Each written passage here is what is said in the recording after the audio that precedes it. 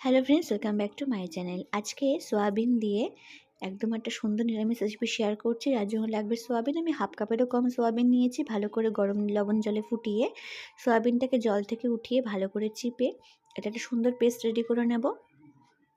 চাইলে কিন্তু সোয়াবিনের পরিমাণটা আপনারা বেশিও করতে পারেন। এবার একটা কড়াইতে সর্ষের তেল দিচ্ছি 2 চামচের বেশি একটু সর্ষের তেল, আর দিচ্ছি গোটা জিরে এবং দিচ্ছি হিংটা কিন্তু অবশ্যই দেবেন, তাহলে কিন্তু সুন্দর একটা ফ্লেভার আসবে। এবার পেস্ট করে রাখা সোয়াবিনটা আমি দিয়ে দিচ্ছি এখানে। দিয়ে কন্টিনিউ কিন্তু নাড়তে হবে। হালকা লেগে লেগে যাবে, বাট কিন্তু 3-4 মিনিট আগে ভেজে নেব এমনি। তারপরে এর মধ্যে খুবই সামান্য গুঁড়ো মশলা কিছু অ্যাড করব। যেমন দিচ্ছি এখানে অল্প একটুখানি ধনে গুঁড়ো, অল্প একটু জিরে গুঁড়ো, একটু হলুদ গুঁড়ো, একটুখানি গরম মশলা গুঁড়ো দেব, আর দিচ্ছি কয়েক দানা চিনি,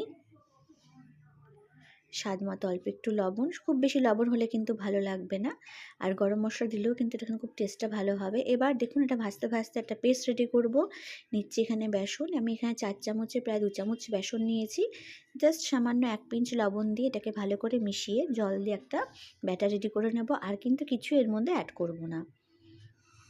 দেখুন সয়াবিনটা প্রায় ভাজা হয়ে গেছে। এবার কিন্তু বেসনটা দেওয়ার পর কন্টিনিউয়াসলি নাড়তে হবে, নইলে কিন্তু তলাতে লেগে যাবে। এবং কম আঁচে চাইলে ভাজতে পারেন, কিন্তু কম আঁচে ভাজলে অনেকটা সময় লেগে যাবে, তাই হাই ফ্লেমে দিয়ে আমি এটাকে ভেজে নিচ্ছি। এবং ধনেপাতা লাস্টে দিয়ে দেখুন কড়াই থেকে ছেড়ে ছেড়ে আসবে। সেই সময় আমি একটা থালার মধ্যে কিন্তু তেল মাখিয়ে রেখেছিলাম, সেই থালার মধ্যে আমি এটাকে উঠিয়ে রেখে শেপ দিয়ে নেব।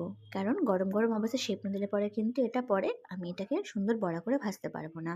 পুরোপুরি ঠান্ডা হয়ে গেছে। এবার দেখুন এরকম আমি 4 কোণা শেপ দিয়ে নিয়েছি। চাইলে আপনারা যে কোনো শেপ দিতে পারেন।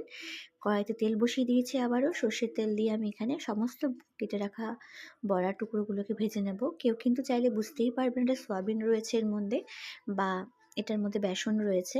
সুন্দর করে বোথ সাইড লাল লাল করে ভেজে নেব।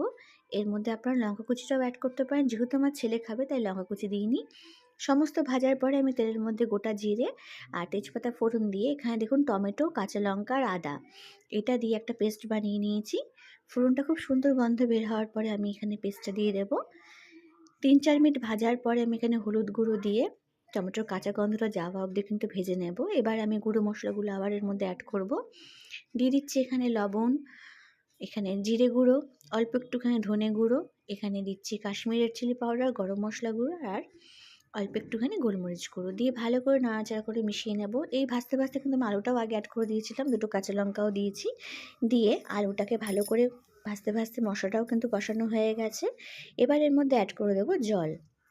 জলটা একটু বেশি অ্যাড করব আমি প্রথমে, কারণ গ্রেভিটা পরে কিন্তু অনেকটা ঠিক হয়ে যাবে।